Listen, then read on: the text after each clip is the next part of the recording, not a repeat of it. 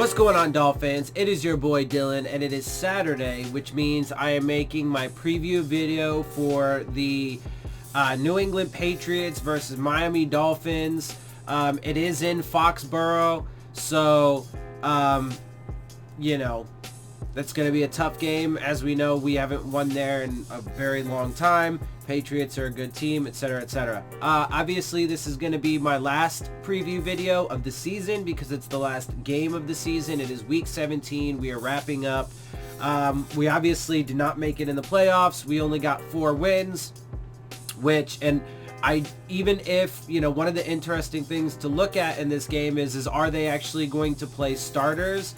They do have the number 2 seed to fight for. So if they were to lose this game by some miracle, then they would lose the number 2 seed, and they for sure want to have a first round bye. So I would venture to guess that they are, at least for a while, gonna play their starters. My guess is that in Foxborough we are just gonna get our asses handed to us. I think this game's probably gonna get away from us really fast. And you know, I'll get into that obviously a little bit more once I start getting into these statistics and everything. So let me hold off on that for just a second. So obviously last game of the season, you know, so there'll only be one more preview and one more post-game video.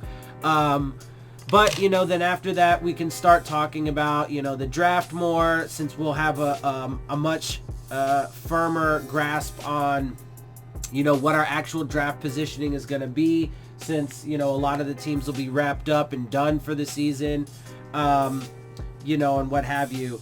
And then obviously too, you know, I'll be doing a live stream for this game as I have all the games. I'm going to try and watch some of the playoff games, especially the ones that pertain to us. Like if the Steelers make it in, you know, watch their game, I'm going to watch the Texans game, and I'll probably live stream during those. If I can manage to watch them, it depends on when they are. But I am going to certainly make a concerted effort to watch them. And, you know, I will live stream during those as well. And then of course, you know, I'll be doing a live stream for the draft. And I'll try and figure out some other ways to do some live streams, you know, in the downtime as well. You know, otherwise I will definitely continue making videos and stuff whenever there's news and things to talk about. So, you know, be aware for that. Anyway, so let's get into this though. Let's start off as usual with the injury report. Defensive back Jamal Wiltz will miss the Dolphins' season finale against the New England Patriots on Sunday. Wiltz was ruled out when the Dolphins released their final injury report of the week Friday. Wiltz sustained a shoulder injury in the victory against the Cincinnati Bengals last Sunday. Real quick, there is also reports that tight end Clive Walford will not be traveling with the team, so he's obviously going to be out. It's not injury or discipline related. But apparently there's some sort of illness within his family. I imagine it's relatively severe considering he's not traveling with the team. I mean, if it was the common cold, I'm pretty sure he would still travel. So, you know, all the wishes go out to him for, you know, the health of his family, and hopefully, you know, everything's all right there. But so he will not be with the team, and obviously that's down, you know, another player. Clive Walford, you know, has been bouncing on and off the roster and has been kind of whatever when he has been in. He's made some good catches and stuff recently and had some decent production recently, but he's also had some pretty big drop passes as well. So he's kind of whatever, but we only have 2 tight ends now, which is Durham Smythe and Mike Gesicki. Let's see, 5 Dolphins players were listed as questionable. Linebacker Vince Beagle with an elbow. Defensive end Taco Charlton with an ankle. Wide receiver Alan Hearns with an ankle neck. Defensive tackle Zach Seiler with an ankle thumb. And defensive tackle Christian Wilkins with an ankle. So let's note that, you know, last week they didn't have any designations for the guys that were on the injury report, blah, blah, blah. Also, let's note that the injury report got larger, not just because of Jamal Wiltz. Christian Wilkins is on there now. Let's see, Durham Smythe's on there now. let's see, because the other players on the injury report are linebacker Jerome Baker, fullback Chandler Cox, quarterback Ryan Fitzpatrick, wide receiver Isaiah Ford, he's been added, Daniel Kilgore, Nick Needham, Durham Smythe, and Andrew Van Ginkel. So again, I mean, despite the past few weeks, people wanting to frame it as if like the Dolphins are getting really healthy, it's actually not even close to the case. You know, our injured reserve list has grown consistently throughout the season, et cetera, et cetera, et cetera. So, and there have been plenty of guys nursing injuries on the injury report. It just so happens that the past couple weeks, you know, there were no guys ruled out because instead they were either cut or put on injured reserve, and you know, the rest of the guys on the injury report just weren't given designations. But now there are, you know, like 15 guys or whatever, 13 guys on the injury report. Several of them are questionable, one ruled out, and one guy who's not on the injury report but who is not traveling with the team, whatever. Let's see. New England's final injury report did not list any players as out or doubtful, but did have 8 players listed as questionable. Linebacker Juwan Bentley with a knee, defensive back Terrence Brooks with a groin, linebacker Shalik Calhoun with an illness, tackle Marcus Cannon with an ankle, linebacker Jamie Collins with a shoulder, wide receiver Julian Edelman with a knee, shoulder, cornerback Jonathan Jones groin, and cornerback Jason McCourty. Calhoun did not practice either Thursday or Friday, while the other 7 were limited. Brooks was in addition to the injury report Friday. So, there's that. And so now let's actually move into, you know, the standings, statistics, et cetera, et cetera, et cetera. And then, you know, we'll talk about the key points and whatever. So, first of all, the Dolphins moved to 4-11 after the win against the Bengals. The Patriots beat the Bills, so they are 12-3 now on the season. League standings-wise, so points per game, for like the 3rd or 4th consecutive week, we have gone up an overall average for points per game, 18.6, which is 20, when we did actually move up in the league standings, which is 26th. Yards per game, we had an average increase to 304.7 and a league standing increase or move up to 27th. Pass yards, we had an average increase that put us at 231.9 for the season, and that moved us up to 15th overall in the league for pass yards per game. Rush yards, we did have an average increase to 72.9, but we stay at 32nd overall in the league. Now, real quick, I want to note that over the past few weeks, we have seen our offense get better and better, right? Just like, you know, we saw the defense get better and better over the second quarter of the season, right? And that's also despite the fact that we've had, you know, a ton of injuries. The offensive line's been garbage. We have absolutely no run game, etc., etc. Now, that is true that we actually have, and this, you know, these are league high, or these are season highs, excuse me, 26th in points per game, 27th in yards per game, 15th in pass yards. We're still dead last in rushing yards, but the point I'm making here is it's all a bit misleading, right? Just like the defense was at that time, and I'll get into that in just a minute, right? It's misleading, right? And part of it is because we've played really bad teams. The vast majority of our teams that we played, the Jets twice, the Bengals, last week was the worst team in the league, record-wise, right? So, and even a couple teams that we played in the first 4 games of the season where we just got our asses handed to us, completely destroyed. The Cowboys and the Chargers ended up just being teams, right? And the Steelers ended up being better than what we expected, but we also played the Redskins, but we lost to them. We played the Giants, I think I mentioned that, right? So, you have to have the full context to understand what's happening on a macro scale, right? Like, it's not sufficient to take just a small window, like right back in the, in the second quarter of the season, right? The first 4 games, we got destroyed. And then the second 4 games of the season, everybody's like, oh, look, our defense is playing so much better. And, we're the least penalized league in the team. Let's also note that we've gotten a ton more penalties the past few games, right? So that trend is broken as well, right? And so, but everybody wanted to flaunt that, like, look at all this improvement that we're making.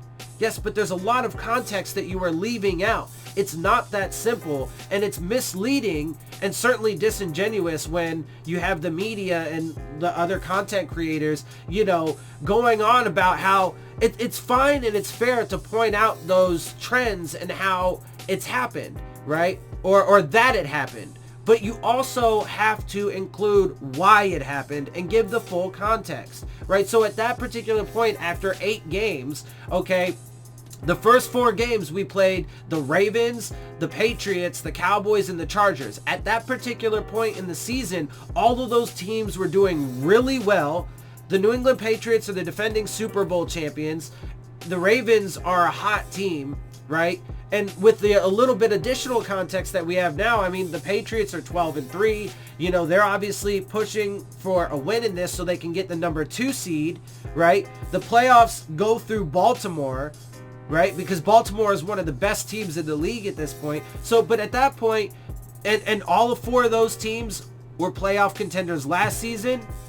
The Cowboys, I think actually the Cowboys are still slated to be in the playoffs because they're going to win their division. It depends on how this week goes. But they're still slated to win their division even with a shitty record. And then the Chargers certainly fell off, but certainly at the time they were doing really well. They won like their first few games or whatever. First couple games by the time we played them. And then the second 4 games that we played were against the Redskins, who are still super shitty. We played the Jets, still super shitty. They're kind of a little bit more on the in the middle of the pack at this point. I mean, I think they have 5 wins, maybe 6, something like that. I think they have 6 wins. I think they're 6-9 actually. Anyway, so they're more, in the average now. I mean, the worst they can go is 6-10, which is the bottom end of the average spectrum, right? 10-6, 6-10, that's where the average, that's the mediocrity range, whereas 11 plus wins is the really good team range and the teams that you expect to always make it in the playoffs. And then, the 5 and less win teams are the garbage teams that you just expect to mock and ridicule every season, right? So, or at least during the season. So it's misleading. It's absolutely, so the point is these offensive statistics are misleading as well, right? Like, for example, last week against the worst team in the league, Ryan Fitzpatrick had a career 419 passing yards. He's never hit that mark in his entire 15-year career. My guess is he's never going to do it again. Okay? And so, but that's part of what Ryan Fitzpatrick gives and brings, right? And I do think the players play hard for him, right? So, and Ryan Fitzpatrick has been, a huge part in why we got the 4 wins, right?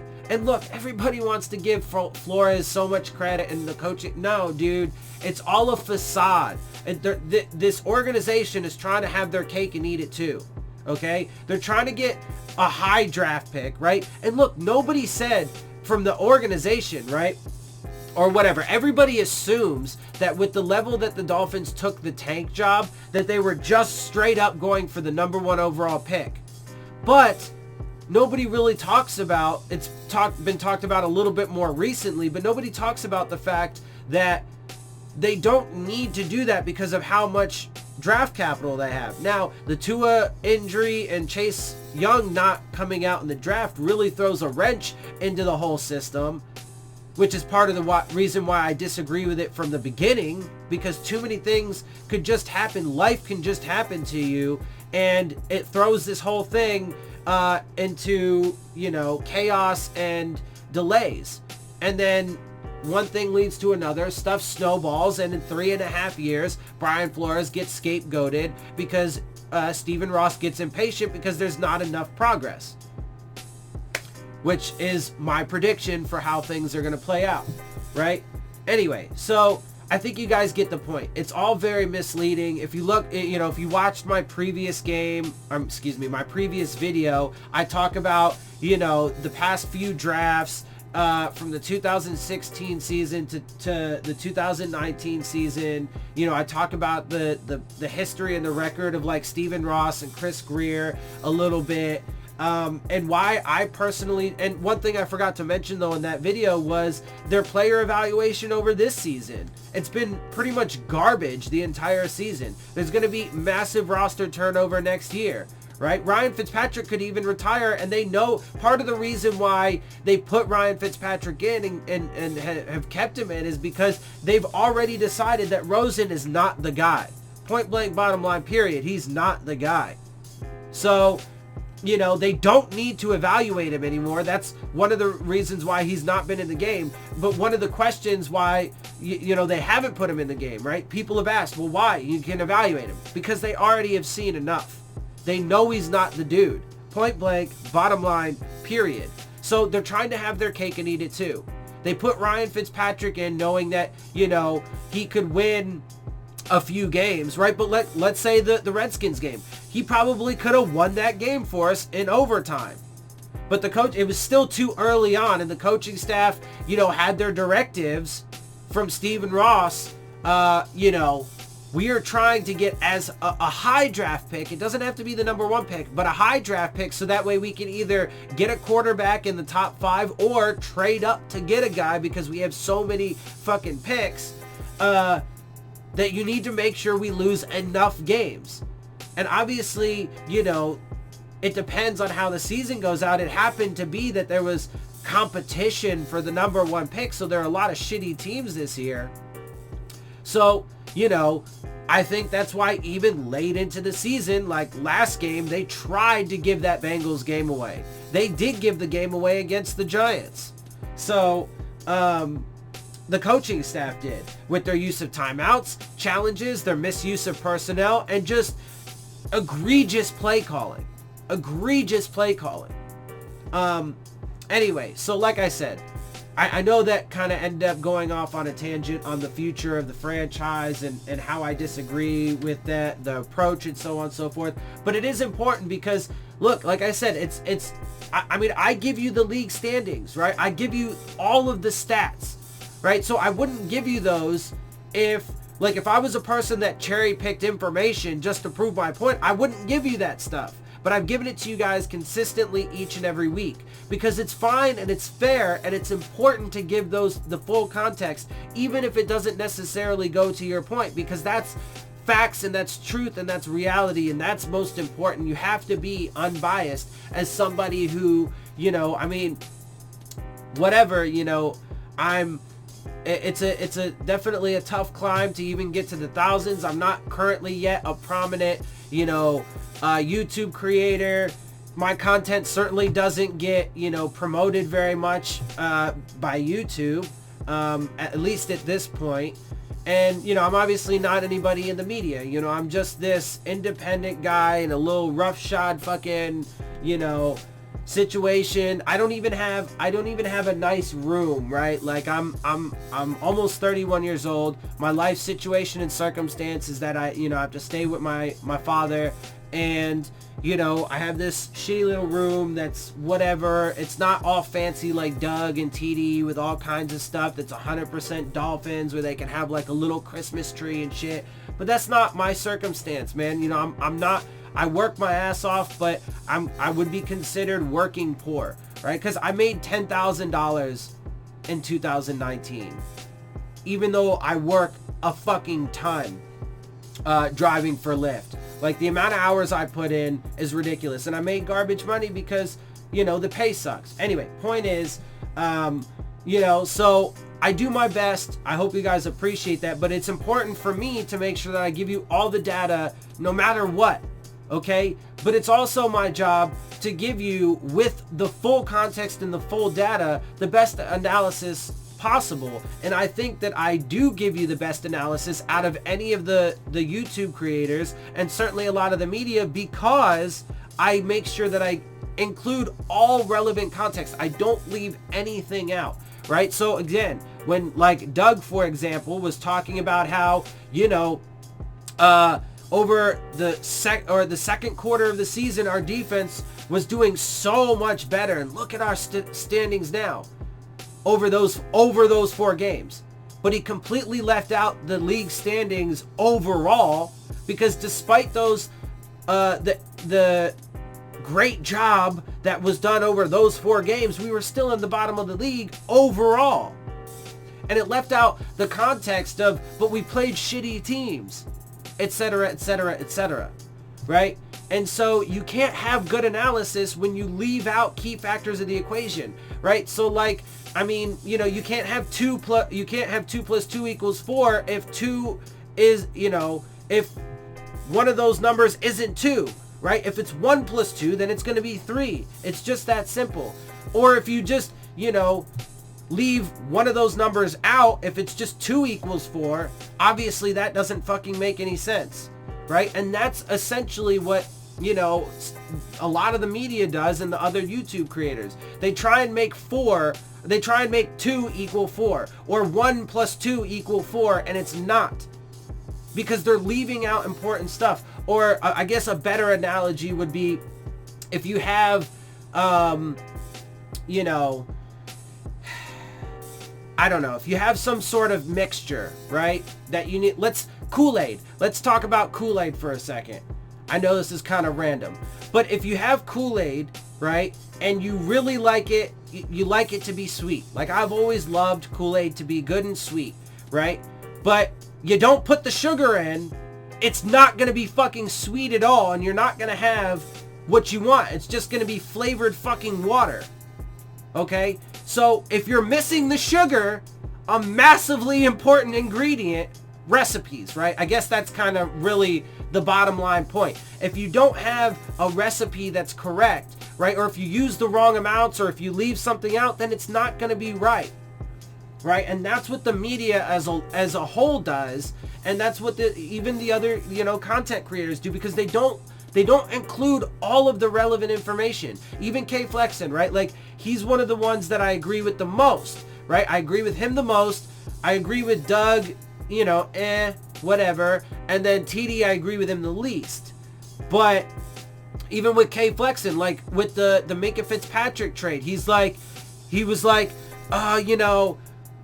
well, there's reports out that, Minkah Fitzpatrick didn't want to play free safety, and that, he's only really a slot corner, and if we drafted him as a slot corner, then trading him away for a number 1 pick is great, because we don't need to be taking a slot corner in the first round, etc., etc.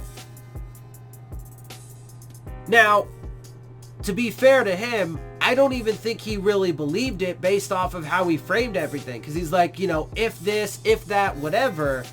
But he just didn't believe his instincts, I guess, and went with the fact, or agreed with it, because, he felt that it was just, we're getting, the deal was great because we're getting a number 1 pick for a slot corner. But none of that was even true. Minkah Fitzpatrick played free safety primarily in college, along with slot corner, and excelled at both. He also played a little bit of boundary corner in college. That's what he did in his first season as a Miami Dolphin. That's what he was drafted for, primarily to be a free safety, maybe with a little bit of slot corner thrown in.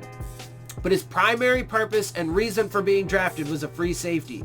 And then him apparently saying that he didn't want to play free safety is just demonstrably false. Demonstrably false, right? That's why his mother, complained about it or whatever on Twitter, voiced her opinion on Twitter. He agreed with her. That's why he fucking wanted to be traded in the first place. And then guess what? He gets fucking played at free safety for the Pittsburgh Steelers, helps to rejuvenate that team, is a Pro Bowler this season because of it, balling out, statistics off the fucking wall, still in the running for Defensive Player of the Year. I mean, like, Jesus fucking Christ. right? So, you gotta have the full fucking context, man. Like, it's super... Anyway, let me continue on, because massive rants there, and I'm already 24 minutes into this. So, but the rest of this should be pretty quick anyway. So, by comparison, so our offense, again, league highs in all of those categories, but it's very misleading. And of course, we're still dead last 32nd in rush yards, because we have no run game whatsoever. Myles Gaskin just got put on injured reserve. We picked up Samaje Perine, and you know, he's a cast off now from a couple teams. We'll see how that works out. Anyway, but by comparison, the Patriots are scoring 26.4 points per game, which is 6th in the league. Now, to be fair, their offense actually has been struggling a bit this season. They're only 16th overall in the league in yards per game, 354.1. 9th in the league for pass yards, 249.6. And 19th in the league for rush yards, 104.5. But let's continue on. Defensively, right? Now, we had a slight average increase up to 31.3 from, I think it was 31.1. Dead last in the league, 32nd. We had an average increase of yards allowed to 400.8, 32nd in the league. That's a decrease in league standings. I think we were either 30th or 31st last week. So we dropped there. Pass yards allowed, we had an increase to 265.4, but we dropped in league standings to 28th. And then rush yards allowed, we did have a decrease in overall average, but we're still giving up 135.4 on the season, which is terrible. But we did move up to 27th in the league. But so it goes to show you that that 4-game stretch there where we had, you know, where we had decent standings in the league, whatever, blah, blah, blah, defensively, it was misleading. Tragically misleading, because so many people bought into it, and so much of the Dolphins fan base still is confident that this team is going in the right direction. All right, but let's look at the Patriots defense. They are giving up 13.2 points on the season, right, per game. That's first in the league. Yards allowed, 268.3, also first in the league. Pass yards, 170.7, second in the league. And their worst statistic is rush yards, 97.7, 7th in the league. My guess is that our offense is going to take a step back this game. I don't think the offense is going to do shit against the Patriots in Foxborough, against a defense that's ranked number 1 in points allowed, first in yards allowed, second in pass yards allowed, and 7th in rush yards allowed, especially when we have no run game. Clive Walford's not going to be there. Myles Gaskin just got put on injured reserve. And again, I don't think Ryan Fitzpatrick is going to have another career game in pass yards, etc., etc., etc., right? And then, you know, I mean, our defense, they're massively banged up, super young, etc., and we're playing the Patriots in Foxborough. I don't think this game is going to be anywhere near close. I think they're going to rout us. I think they're going to absolutely destroy us. If I'm being honest, it's in Foxborough. It's the Patriots. They do have something to play for, that number 2 seed. But that's where Tom Brady and some of the starters may end up coming out. And then where the overall stat line might be a little misleading, because we might get some garbage time, points and yardage, etc. against backups against the New England Patriots, if they end up like, in the first half going like 24-0 or some shit like that, right? But we'll have to wait and see how that plays out, obviously. But that is overall my general prediction. Okay, so for our previous games, obviously, we played the Bengals, the worst team in the league, so hence why some of these statistics are a bit misleading. We had 502 total yards to their 414 against the Bills. We had 406 pass yards, they had 271. We had 96 rush yards, they had 143. We had 5.7 yards per play, they were at 6.1. They had a fumble, we had an interception. We were 37% on third down. They are 50%. We had the ball for 36-24, obviously, because we went into overtime, which we never should have to begin with. That is on the coaches and how they tried to give that game away. The Patriots had the ball for 28 minutes and 52 seconds. We had 6 penalties. They had 3. Ryan Fitzpatrick threw for 31 out of 52 Jesus Christ, 52 pass attempts. But again, goes to show you, I mean, that's part of the reason, as much as I love that Devontae Parker had a breakout season, and frankly Mike Gesicki is too, that's part of the reason, because we have had zero. Kalen Ballage is the worst running back to ever exist in NFL history, or like top 3 worst, right? It's a funny thing to say, top 3 worst, but he is when he got it was official when he got put on the injured reserve. I'm not sure if it actually counts, to be fair, because he didn't finish the season out, but I'm pretty sure it does. I don't know. But either way, even if for some technicality reason, like he didn't play the entire season, I mean, it's still about as close as it gets. Anyway, we already know. He was 59.6% on his passes for 419 yards, 4 touchdowns, 1 interception, and a 103 passer rating. On the season, he's completing 61.4% of his passes for 3,209 yards, 19 touchdowns, and 13 interceptions, and an 84.2 passer rating. Tom Brady completed 26 out of 33 for 78.8% completion percentage, 271 yards, 1 touchdown, and a 111 passer rating. On the season, though, he's only 61.1%. 3,836 yards, 22 touchdowns, 7 interceptions, and an 88 passer rating. Like I said, the Patriots offense has had their struggles this season. They've had a fair amount of injuries too, from my understanding. But it is what it is. They're Tom Brady and the Patriots, and obviously they're 12-3, and it hasn't mattered that much. Myles Gaskin, but also let's note though, that's especially for Tom Brady's caliber, his season stat line is actually rather pedestrian, right? So 61.1 completion percentage, hasn't cracked 4,000 yards yet.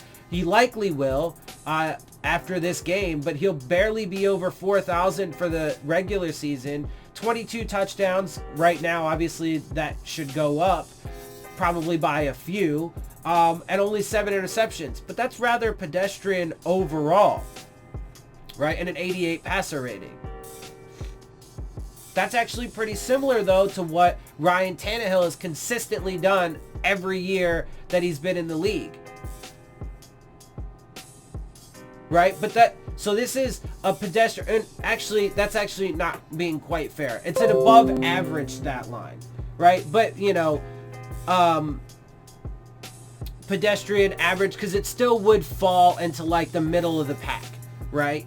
Of the overall, you know, league out of the 32 teams, etc. It wouldn't break into like, you know, top 10 or whatever. I don't think Tom Brady's in the top 10 right now of quarterbacks with that stat line. If you looked at the overall season, with quarterbacks like Deshaun Watson, Patrick Mahomes, Lamar Jackson, right? And a few others, Russell Wilson, Aaron Rodgers, right, etc., etc. So I think he's definitely got some confidence. He might still be in the top 10. Anyway, you guys get the point. And let's see. So rushing, Myles Gaskin led the way for us, who's now on injured reserve, 16 for 55, 1 touchdown and 3.4 average. Patrick Laird had 8 rushes, 17 yards, and a 2-1. Sony Michel, I explained though in my post-game analysis video how that's a little misleading. They were terrible with their usage of running backs. Go watch that video if you want to see the in-depth explanation. Sony Michel had 21 for 96 yards and a 4.6 average. Rex Burke had 5 for 20, a touchdown and a 4 average. N'Keal Harry 2 for 18 and a 9 average. Devontae Parker led the way for us in receiving, 5 out of 15 for 111 yards and a touchdown. Mike Gesicki, that's what happens when I talk too fast. 6 for 12, 82 yards and 2 touchdowns. Albert Wilson, 7 of 7, 79 yards. Isaiah Ford, 5 of 6, 68 yards. Allen Hurns, 2 of 2, 41 yards. Durham Smythe, 2 of 2, 18 yards. Clive Walford, 1 of 2, 15 yards. Christian Wilkins, 1 of 1, 1 yard and a touchdown. Obviously, that's because they used him as a fullback instead of Chandler Cox, who they actually have as a full... Anyway. Again, watch my post-game analysis video if you want to hear the full explanation of that. Rex Burkhead was 4 of 4, 77 yards. Julian Edelman, 5 of 6, 72 yards. Jacoby Myers, 3 of 3, 25 yards. James White, 4 of 5, 24 yards. Mohamed Sanu, 3 of 5, 24 yards. N'Keal Harry, 2 of 3, 21. Benjamin Watson, 3 of 5 for 15. Defensively, the Dolphins had 4 sacks, 4 tackles for loss, 1 forced fumble, 1 fumble recovery, and 7 passes defensed. But again, against the worst team in the league, at least record-wise, right? Let's see. The Patriots had 4 sacks, 5 tackles for loss, and 5 passes defensed. So, there was a lot there, a lot to talk about. Obviously, I went off on a little bit of a tangent, as is usual, if you guys know me. But it's all important stuff to really talk about. So it's got to be said. And look, I got to keep harping on it because I'm like the only one that does. And I'm the only one that points out things that to me are like brazenly obvious and really like out in front of everybody's face. But a lot of people just refuse to see it. So, and I'm the only one that points this stuff out. Like, you know, how the coaches lost us the Redskins game and the Steelers game and the Giants game, and they tried to lose the Bengals game, etc., etc., etc., right? And so real quick, the 4 points, right? Can we win this game? Look, I mean, any given Sunday, blah, blah, blah, if the Patriots did play backups, blah, blah, blah, there's always a possibility, right? I find it almost inconceivable, though. And like I said, I think at the end of the day, and tying into, you know, the competitiveness, I mean, again, it's in Foxborough. They have the number 2 seed to play for. So I imagine for at least a while, until they start running away with the game, they're going to play Tom Brady and their starters, right? So, but I do think that because of those dynamics, and this team is just garbage. So, you know, I think because of those dynamics, this game is going to get away from us. I don't think it's going to be competitive at all. I think the Patriots offense is going to like just, you know, shred our defense. And look, I mean, you know, that's not to say that they're going to get just a bunch of like big plays necessarily, but Tom Brady's just going to, you know, little cuts, man, little cuts. And we're going to wear down, hopefully not, but guys, you know, might get, you know, more injured. I mean, there's a ton of guys playing through injuries. Hopefully not, knock on wood, whatever. But, you know, there's always that possibility. They're certainly going to get tired because they're going to be on the field way too much. They're going to slice us up. And then their defense is just nasty. Let's also note that their defense in points per game, first in the league. Overall yardage in the league, or per game in the league, first. Pass yards, second. Rush yards, seventh.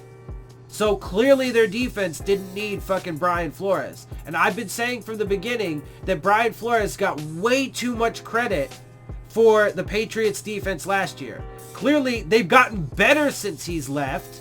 That doesn't mean that they needed to get rid of him to get better, but they clearly have gotten better and improved upon what they did last season. Okay? And again, he wasn't even the coordinator. Bill Belichick did not feel confident enough to give him the full-blown coordinatorship. He thought he was maybe ready to start, you know, calling some plays, but he wasn't ready to be the coordinator. And that's part of the reason why I don't think he was ready to be a head coach. But it was foolish of him to adopt, you know, the tanking philosophy. Frankly, if I'm being honest, and with the added context of how he was a sellout in the Kenny Stills situation, the way he sold out Kenny Stills, right?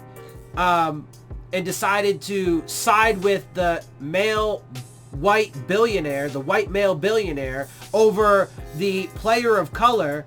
That's your player, your guy. You got to coach the dude, right? And then ended up trading him. Also with the way that like he just lied to Laramie Tunsil, hey, we're not going to trade you, and they did, etc., etc. I think he's a morally reprehensible person because of those things, and that plays into my evaluation of him. But I think it was just because of the money and the power. Because now he's a head coach in the NFL, and he's getting that fucking bread. And that's all it is. That's all it is. He's a giant fucking sellout that was not ready for this kind of thing and made the conscious decision to adopt the worst philosophy that you absolutely could adopt in the NFL. And again, he's foolish because he decided to back the white male billionaire over his own player, but bet, hear me now, quote me later, in a couple years, he's going to get scapegoated when Stephen Ross gets impatient and fires him. We'll see. Anyway, that's how I'm going to end it, guys. I hope you guys enjoy my videos and my perspective. If you do, make sure you hit the subscribe button. Make sure you hit the like button. Make sure you hit the bell if you want to get the alerts for my videos. Share my channel and videos with your friends and family. Leave your questions, comments, and concerns down in the comment section.